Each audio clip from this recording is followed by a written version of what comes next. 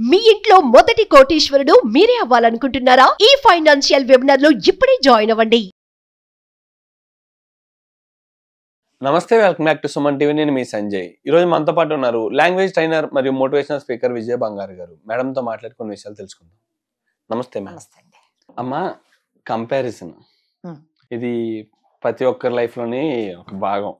చిన్నప్పుడు తల్లిదండ్రులు, చదివే పిల్లల కంపారిజన్, ఎదిగాక జాబ్ చేసే వాళ్ళతో కంపారిజన్, మొత్తం మీద తోటి వాళ్ళు మనం తిరిగే సమాజంలో ప్రతి మనిషిని ప్రతి ఒక్కరితోని ఎవరొక్కరు ఏదో సందర్భంలో ఎవరొకరితో కంపారిజన్ చేస్తూ ఉంటారు. అండ్ కొంతమంది విషయంలో అయితే తనకు తానే కంపారిజన్ చేసుకుంటారు. మీరు ఇందాక చెప్పారు కదా, నా జుట్టు అంతా రాలిపోతుంది, అసలు నాకు ఏంటి ఇది, నాకు ఈ కంపారిజన్ ఏంటి అంటే, మరి అసలు గుండుండే వాళ్ళు ఏమనుకోవాలి, అస్సలు వెంట్రుకలు లేని బట్టతల వాళ్ళు ఏమనుకోవాలి. సో ఇది కూడా కంపారిజనే. అవునమ్మా కదా. దీని గురించి మీరు 2 రోజులు నిద్ర కూడా పోలేదంటే విన్నా నేను. నాకు జుట్టు ఊడిపోతుంది, ఏం చెయ్యాలి అనేసి కంపారిజన్. చెప్పారమ్మా మీకు? మీరు ఇందాక మనం మాట్లాడుకున్నాం కదా, అంతే. కంపారిజన్ అనేది ప్రతి ఒక్క చిన్న విషయంలో చేసుకుంటాం. ఆ కంపారిజన్ ఎలా చేసుకోవాలంటే, అంటే ఇది నిజంగా మీకు చాలా జుట్టు ఉంది, అసలు సంజయ్కి ఇంత మంచి జుట్టు ఉంది, ఎలా ఉంది, అసలు ఎలా మెయింటైన్ చేశాడు, నేను అడిగి తెలుసుకుందాము అనుకుంటే చూడండి చాలా బాగుంటది. లేదు నాకు లేదు, ఈ అబ్బాయికి ఎందుకు ఇంత మంచి జుట్టు ఉంది అని నేను ఈర్ష్యతో ఏడుస్తాను అనుకోండి, అది నాకు మంచిది కాదు. ఎప్పుడైనా కంపారిజన్ లో హెల్తీ కాంపిటీషన్ ఉండాలండి. ఏ విధంగా అంటారు? హెల్తీగా అంటే, ఇప్పుడు సపోజ్ మీరు జీవితంలో చాలా కష్టపడి, చిన్నప్పటి నుంచి కష్టపడి ఈ రోజు ఈ స్థాయికి వచ్చారు, ఎక్కడో పుట్టి ఎక్కడో పెరిగి ఇవాళ ఒక సెలబ్రిటీ అయ్యి ఎంతో మందినో నాలాంటి వాళ్ళని మీరు ఇంటర్వ్యూ చేస్తున్నారంటే దీని వెనక మీ కృషి చాలా ఉంది, అవునా? మీరు ఎంతో కష్టపడి ఈ పరిస్థితికి వచ్చారు.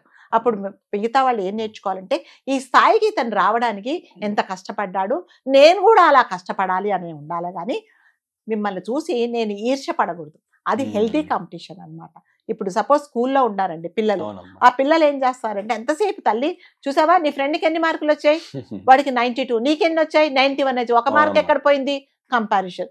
అంటే ఆ 92 మార్క్స్ రావడానికి ఆ అబ్బాయి తల్లిదండ్రులు అంటే ఆ పిల్లల మీద ఎంత ఫోకస్ చేశారు, వాళ్ళ లైఫ్ లో ఎంత సాక్రిఫైస్ చేసి ఇవాళ ఆ అబ్బాయిని ఇంత స్థితికి తీసుకొచ్చారని ఆలోచించటం.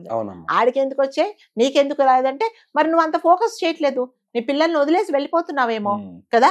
పిల్లలు సైన్స్ చదువుతున్నారు, తెలుసుకోవటం లేదు. సో మనం నేర్చుకోవాల్సింది ఏంటంటే, ఎవరైనా సరే ఒక ఉన్నత స్థాయికి వెళ్ళినప్పుడు వాళ్ళ ఆ స్థాయికి రావడానికి వీళ్ళ వెనక ఎంత కృషి ఉంది, ఎంత పట్టుదల ఉంది, ఎంత సాక్రిఫైస్ ఉంది, ఎంత కష్టపడి పనిచేశారు అనేది మనం నేర్చుకొని వీలైతే అది మనం అడాప్ట్ చేసుకోవాల్సిందే తప్ప, వాళ్ళు అలా ఉన్నారు నాకు ఇంతే నేను ఇంతే అని అనుకుంటే నిజంగానే మిమ్మల్ని మీరు డిమోటివేట్ చేసుకున్నట్టే కదా.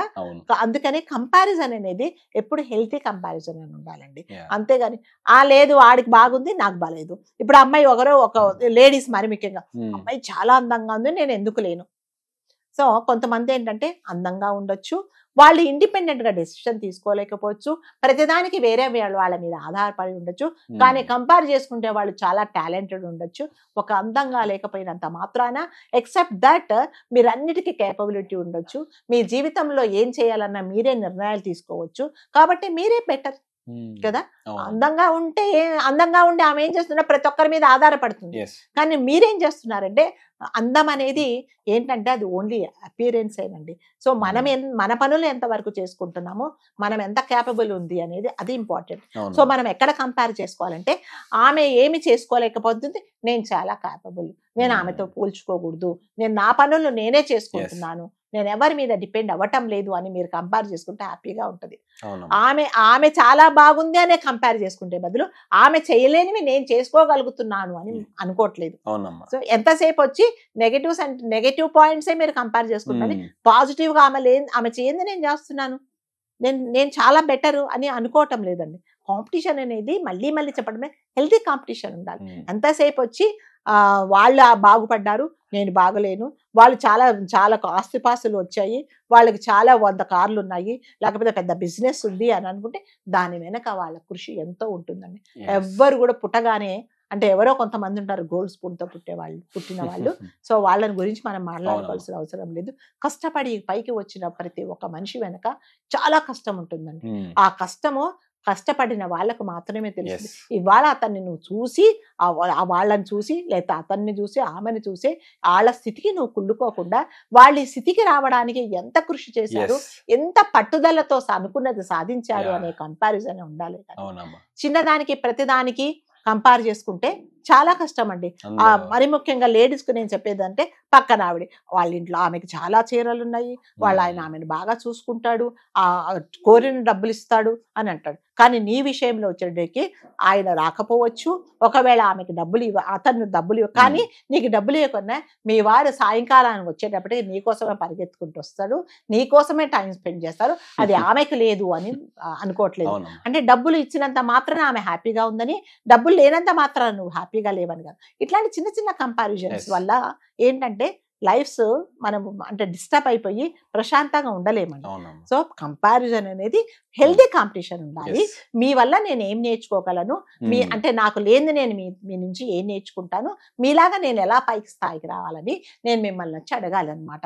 సార్ మీరు ఇంత బాగా నేర్చుకున్నారు, ఇంత బాగా మాట్లాడుతున్నారు, నేను రావాలంటే నాకు కొన్ని నేర్పించండి అని ఉండాలని ఈర్షపడి నేను అసూయపడి మిమ్మల్ని చూసి ఏడుస్తే నేను నిజంగానే ఏ స్థాయిలో ఉన్నానో అదే స్థాయిలో ఉంటాను. సో ప్రతి ఒక్కరికి హెల్తీ కాంపిటీషన్ అనేది చాలా ఇంపార్టెంట్.